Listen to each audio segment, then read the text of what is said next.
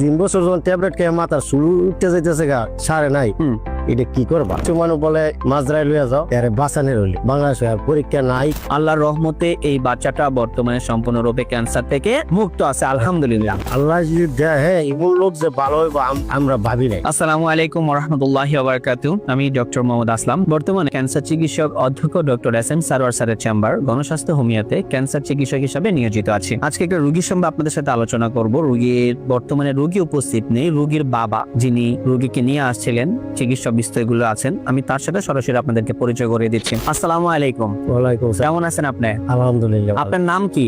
আমার নাম মোহাম্মদ হানিফা। মোহাম্মদ হানিফা। আপনার রোগী তো আপনার মেয়ে হয়, আপনার মেয়ের নাম কি? আমার মেয়ের নাম সামিনা। সামিনা, তার মানে সামিনার বাবা আপনি? হ্যাঁ জি। সামিনার বয়স কত? এখন 23 বছর চলে। এখন 23 বছর চলতেছে সামিনার। সামিনার মায়ের নাম কি? টুকুরি বেগম। শুকুরি বেগম। আপনার যে জায়গাটাতে থাকেন সেটা গ্রামের নামটা কি? মায়েরামপুর বাঞ্চারামপুর থানা বিবেরিয়া ডিস্ট্রিক্ট। মায়ারামপুর গ্রাম, হ্যাঁ বাঞ্চারামপুর থানা, হ্যাঁ বিবাড়িয়া ডিস্ট্রিক্ট। হ্যাঁ।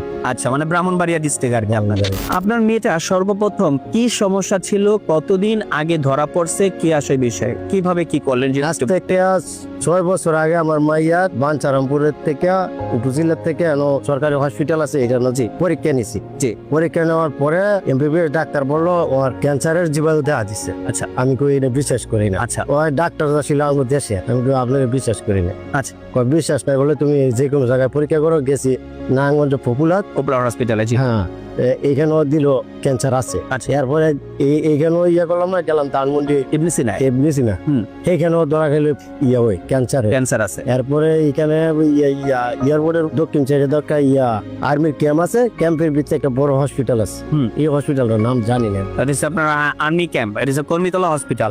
এটার মধ্যে গেছি, যাওয়ার পরে এটার পরীক্ষা করে তারপরে মেডিসিন খাওয়ানো আরম্ভ করলাম। 300 টাকা করে একটা ট্যাবলেট। 300 টাকা করে একটা ট্যাবলেট। ওনারা বলছে ক্যান্সার আছে। ক্যান্সারটা কোন ক্যান্সার এটা বলছে আপনাকে? Blood cancer. Blood cancer. তার মানে আপনার মেয়ে হলো ব্লাড ক্যান্সার ধরা পড়ছিল। এটা হলো আজ থেকে 6 বছর আগে। তো এটা যখন ধরা পড়লো তখন আপনারা ওই সিইয়া থেকে আমাদের কর্মীতলা হসপিটাল বা সিএমএস থেকে আপনারা ওষুধ খাওয়া শুরু করলেন। ওই 300 টাকা করে একটা করে ট্যাবলেট প্রতিদিন আপনারা খাইতেন। খাওয়ার পরে রোগীর কন্ডিশন কি ছিল? খাওয়ার পরে স্যার কত হইলো গিয়ে 3 বছর খাওয়াইছি। খাওয়ার পরে মাইয়ারে ঢুকিয়ে গেলে মাইয়ার পেটে বাচ্চা নেওয়ার পরে ওষুধরা বদ্ধ করে দিলাম। বদ্ধ করে দিয়েছি, বাচ্চা পেটে লেগে তো ওষুধ খাওয়া সম্ভব।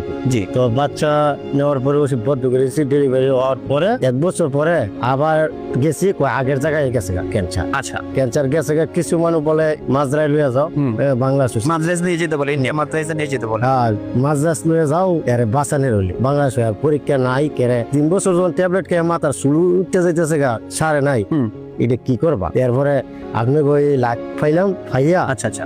এরপরে যোগাযোগ করে আপনাকে নাইলাম।